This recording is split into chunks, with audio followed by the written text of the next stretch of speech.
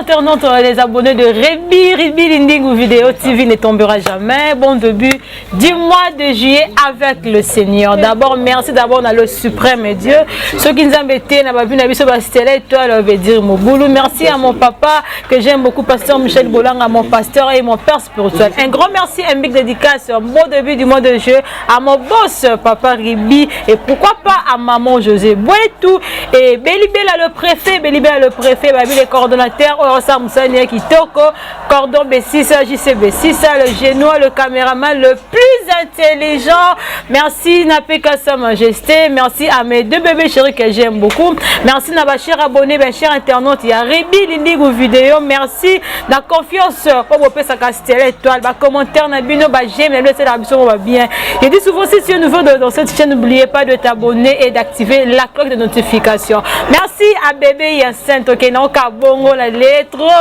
mon anti-stress, merci à Bionios, merci à Keva, merci aussi à Priska Katali, à la guerrière, mon invité, au par rapport que il y a une analyse, au qui est tant que n'a matin, il y a mélodie, par rapport que notre confrère, les Ketua Bengaka, artiste et comédien qui est basé à chose. Pourquoi Kolobaka bon guerre et indi makasi et tout le monde notre maman Gabi Tumba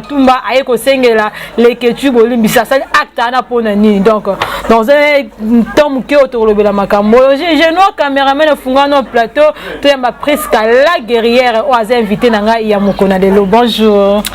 Stella Étoile bonjour na abonné tout ya chaîne bonjour à Kevin Mohamed Saïdi bonjour à mon coach Masola Jonas. Un grand merci à toi, mon big conseiller par excellence, Ibrahim Lutumba Aigle Royal 1m90. Un grand merci à Yancine Lutumba MTB, les bébés boss et Djoko Spike depuis Luanda. Un grand merci à toi. Un grand merci aussi à toi, Stella. On a Kanisanga, vraiment, la Mokolalido. Donc, on va question César, réponse César. D'accord, un grand merci aussi à Patou Katanda, papa na Patricia, Nabi Kekaming, Tema Soledo déjà. Donc, merci pour ce que le Billy Kamo comme ça, Rotina Souka, Rams, garçon bio, pourquoi pas Chabat. Tout le monde na actualité du jour que exact actualité mais pas le temps actualité là la quartier et pour la quartier. N'est que notre confort les Ketu à Bengaka ma comédie nuance à Longola ka ba tu me mais ba tu me soit atikara ba rabi que baza ba chose. Baza ba chose mais tandis que ba les grai pas naé ba passer à lui c'est pas mais yo benga ba chose par rapport à matanga ya mélodie ndenge les kaka et puis par rapport que notre maman Gabi Tumba aye ko sengela les Ketu pardon. Voilà, merci beaucoup pour la question, Stella Étoile. Déjà, comment la réaction, topé qualification au confond la personne que tu as ça qui n'a pas artiste et comédien, et ça déjà bien été yango lelo ou memeli ba problème. Yango lelo ou nécessité ba ranking ou m sous ba bosana qui et sali qui est refaire surface du colo ya toile pona par rapport à malubana ou à lubaki. Les ketchou er moko à s'emporter trop. À ça qui n'a problème, na quelqu'un acteur oyo ba les aki quelques artistes comédiens oh ba choka qui pour l'anga il a fallu qu'on s'adresser directement na ba oyo ba les aki pour répondre bango ou soit au sein bango émission va comprendre que te makamto lobaki et choka qui ndeko bala sima to bango le susouté mais yé aye le susu kocha susu mbeli na kati ya pota le susu na ko benga bango nyonso ba chose tant que ba oyo benga ki ba chose tant que ba oyo benga ba chose eza ba oyo ba zaki na problème te eza ba o m susu ba apporter Pierre moko na kati ya musala na yo batu oyo on considérait ba lokwa ba chose eza batu oyo ba appuyer yo na musala ekende liboso batu oyo ba soutenir yo pour musala ekende liboso mais tant ba mona que yo o qualifier bango lokola biloko eza lo moko ya ko encourager te en tout cas na place wana na kondala ki mingi ndeko na biso le kechu tanga monike e yinzi e ye mabe asali émission pour la ko s'excuser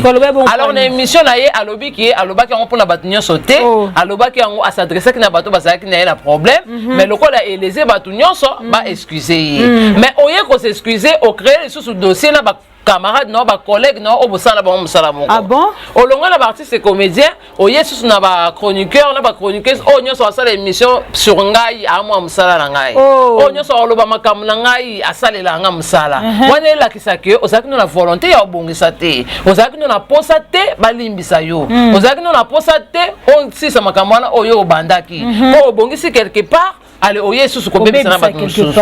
na bato ye moko azo continuer toujours ko s'enfoncer to moni asali émission kana même émission o asenga pardon wa moni ka okenda ke na ye ngala capable de critiquer bato mususu kutu o eza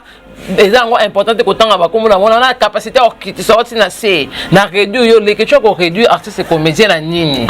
pour ce qui lelo les que tivito Congo liziba et ça Congo liziba c'est par rapport à l'artiste et comédien voilà oh yazo qui ça oui na émission ya kati ba oh ba sala ki kati et mata et ça plus artiste et comédien bien que ayamba rapena ba musicien mais oh ba sala ki et mata évoluer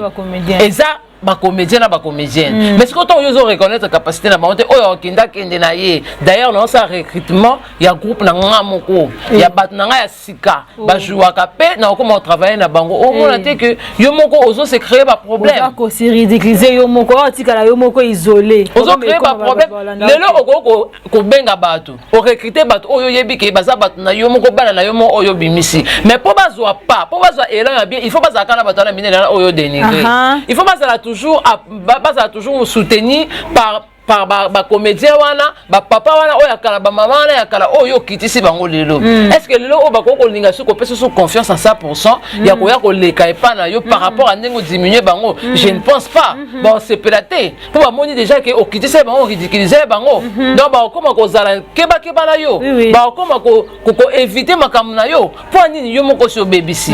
tant to loba makambo faut to yeba ke to loba nini muto azongo na ndenge nini et ça la muto na mutema ndenge yoko s'en foutre te que na lobby na ngaka si la lobby na kei mais yebite loko nyoso tika na mto bato pe bato nyoso ba otala biso yebite lo ni ba tika na ngo par rapport à mtwana notre confort le que tu par rapport à propos au sala bi mutu so sa mamuye mo seke et loko et mutu mo aza na sewana azo ko appuyer ça la makama ma eninga na rapamba te hein na intimité tant que au sala émission mutu soka appuyer ezala fan ezala nani soka appuyer au moni ke na loba na za mabe na loba ngote oui aye ko senga pardon adresser na artiste comédien azungi su ba ndeko ne ba journaliste oh journaliste moko te hotel mana kasi ya mibenga ka rêve ba journaliste nyoso te ya mibenga ka rêve ya mwana lokola étant rêve ndio moni a réagir ça ki bo rêve ya ba journaliste na ndenge ya sala kama sala na ndenge ya batutu ba rêve ba koma lekechu o ya salelo batutu ba rêve ba sala na ndenge ya koma on va na boye oyo ba ta papi le prince moi mbali ma va na bien te on va na boye on va ndenge Kevin Mohamed avant un vrai noko comme presse qui noie de jeunesse internationale un vrai noko comme Genoa Bikongato qu'on va na boye des rêves ya journaliste ye a Monica bongo ke bino boluka bozala lokola ye tenenga ke na voyage kana makambo ndinga salaka alobi aza rêve na bino boluka bokoma lokola ye ce n'est pas aussi mauvais ya koloba ko za rêve ya bato mususu oui pour ça la bato mususu bazwaka ye rêve na bango za ngo mabete ya bato mususu bazwaka ye rêve mais soki te ke bato mususu bazwaka rêve des fois ça bato nyonso o généraliser bato nyonso comme ça ba lokwa biloko mo boloko ba chose mo ba rêvaka non bato mususu ko za la pour yo mais bato mususu za pour yo te parce que na ina peglelo mo boy ba mususu ba sa la place de route avant ya koma les questions ndenga zabu tout à la rappel nos rétroviseurs c'est ça tout à la rappel le passé avant ben on a TV comme on critiquer ba oya yo ba journaliste tout à la rappel mo pe oboloto mo pe na piéton et mo pe ozo luka ba invité na pasi c'est ça c'est ça le mal et les lots assisté sur guerre mususu ya makasi entre ba artistes et comédiens ba sepelité comme on a ya Gabi akende kuna na village panda et asala ba vidéo na le kechu ya koloba ke ya ndimi na azala la reine de choses oui ya Gabi akoko ndima na azala la reine de choses wana ça n'engage que elle oui alobi na za la reine des choses po ya sa message na ye bato babanda ko critiquer ya Gabi le loté bato babanda ko critiquer partout bato babanda ko loba mabe ya Gabi et le loté donc ezango normal pour na Gabi ba critiquer na matanga Diane que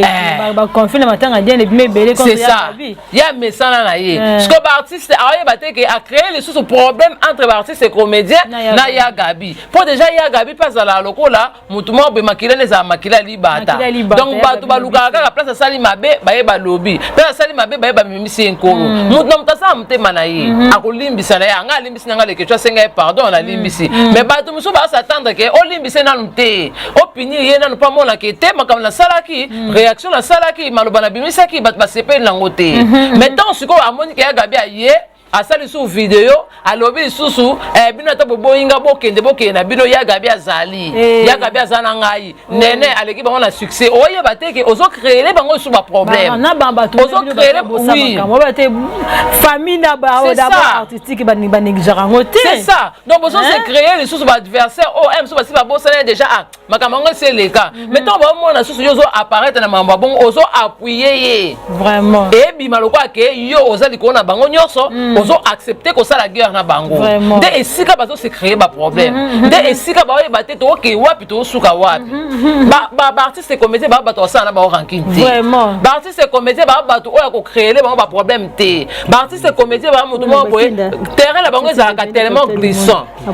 terrain la bango ezalaka tellement mabe okoko za problème na artiste comédien boye bango bazaka na bango na facilité ko tina na ba poison bazaka na facilité ko bomana bazaka na facilité ya koloba na mabe donc bazaka na facilité ya kosala na mabe donc artiste comédien eza terrain moko très glissant ya koluka ba problème na bango te pour entre bango mode ya ba problème eza. Merci pour ce que la Catalé et la guerrière mais là on peut parce que ce yo démarrer quand vous ozora la simate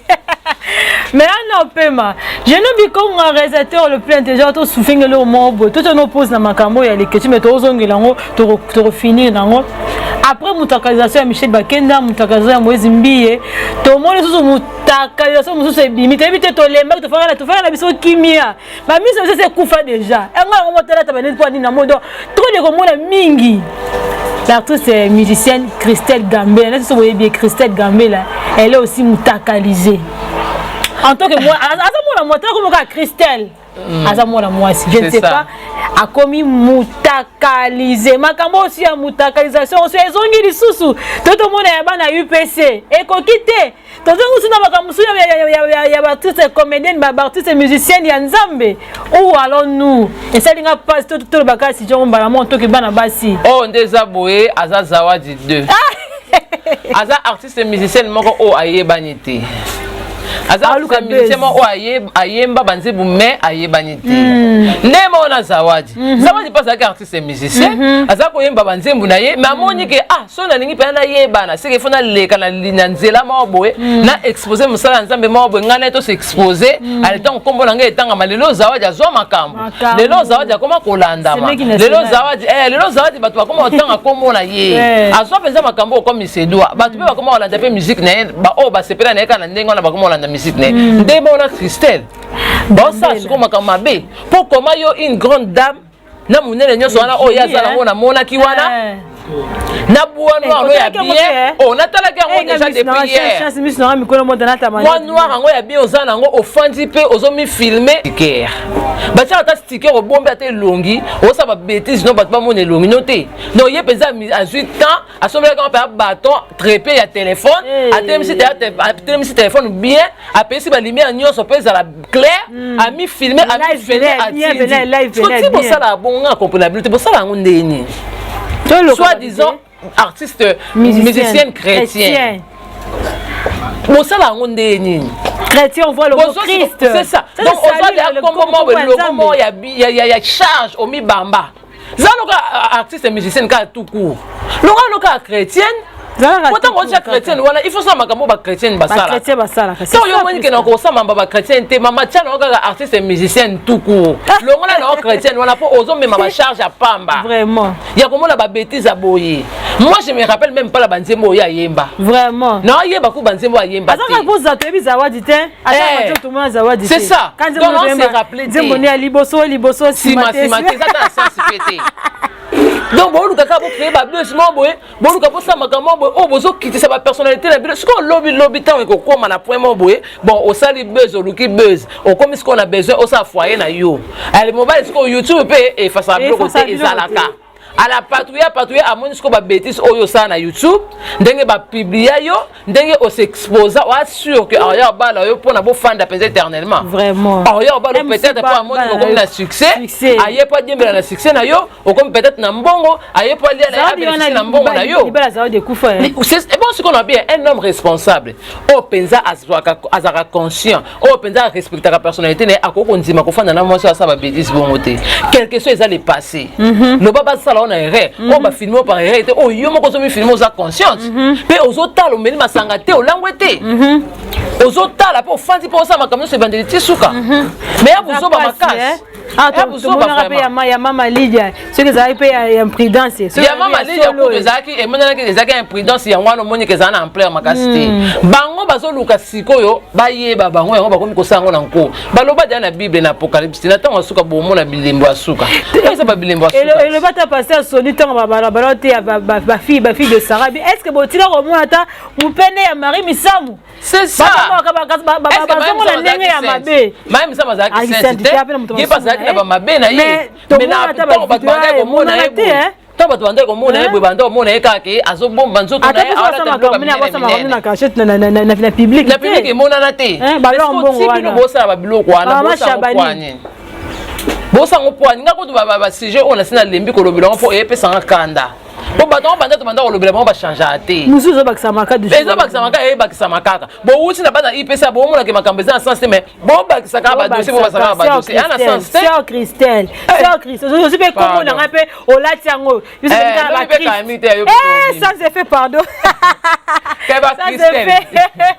vraiment presque catalé à la guerrière tout comme que chuter na émission mais ça passe surtout dossier non on a le dossier l'écriture mais le c'est ngara passe dossier sœur Christelle en tant que moi si en tant qu'une femme donc c'est quand même et ça la passe c'est ça et choqué t'as sur la sœur Christelle ça ce qu'on déconne quoi ça dit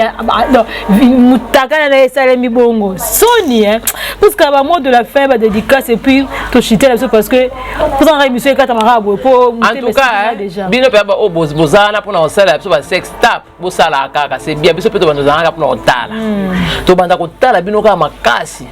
to banda ko fungola misu pe to sala bino ba analyse to fingi bino malgré tout to baye da makam na bino malgré tout to lembi déjà bino donc bo continuer ka na chemin na bino obo sala obo mona ke ça bien bo continuer kaka nzambe a futa bino un grand merci na ba onos to balandi biso en ce net moment un grand merci na ba onos to pe ba soutenir biso de près de loin physiquement moralement spirituellement surtout spirituellement un grand merci à vous et un grand merci aussi à nos abonnés fidèles à chaîne Oyo. Un grand merci aussi à Christelle Dengue au Kanisa Kinga Penza Lelo. C'est vraiment un plaisir pour moi. Donc c'est la première fois je pense et ça ne sera pas la dernière fois. Donc voilà. D'accord, merci beaucoup Priska Katale à la guerrière et Dominique Makas parce que quand elle parle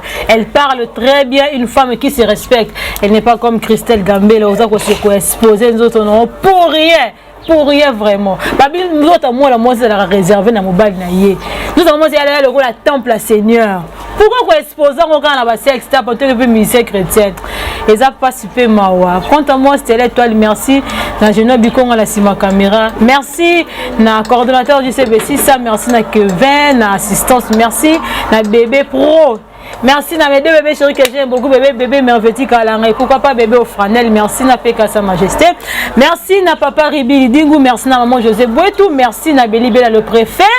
merci na Patou Kata na papa na Patricia na batos pour nous rester là et toi la bino ya trop c'est pour se faire une émission bobo santé ko s'abonner ko aimer ko commenter ko partager ko liker et ko ça la biso pas bien au revoir.